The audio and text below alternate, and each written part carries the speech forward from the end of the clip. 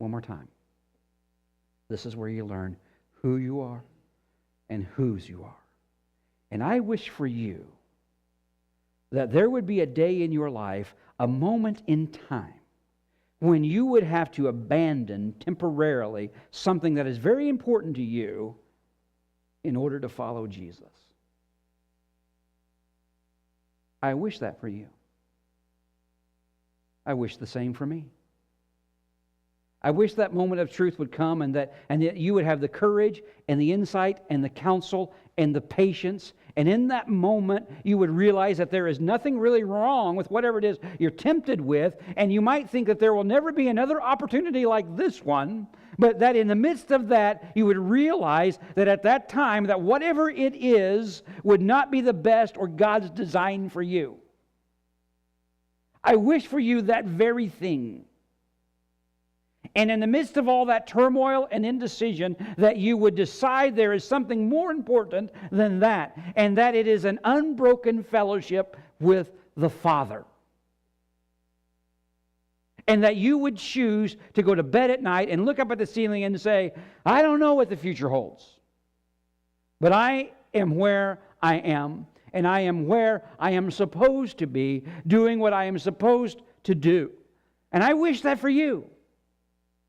Because in that moment, young or old, you will discover who you are and whose you are. And if you compromise, if you bow, if you break, you will never know what God could have done on your behalf if you had trusted Him. Every temptation is a test of your confidence in God, not just your self-control. Don't trade what is important for what is immediate. Don't trade what you know is important for what is immediate. If you do, you will never know what God wanted to do on your behalf. And the next time it comes around, you'll be even more tempted to compromise for whatever the next step is.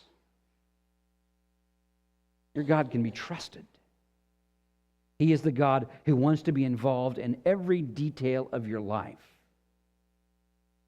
And I want that for you. And I want that for me. In that moment, you discover who you are and whose you are, and you will also discover who He is, the God who will see you through. So I leave you with two questions. The first is this. What is it? What is it that you want so badly that you were tempted to sell out for? That's the first question. What is it you want so badly you're willing to sell out for? The second question is, would you be willing to trust your Heavenly Father even with that?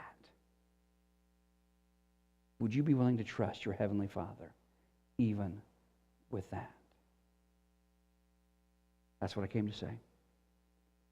And this morning, if you're ready to give your life to the one who has already given His life for you, if you want to give yourself to our trustworthy God, you come as we stand and as we sing.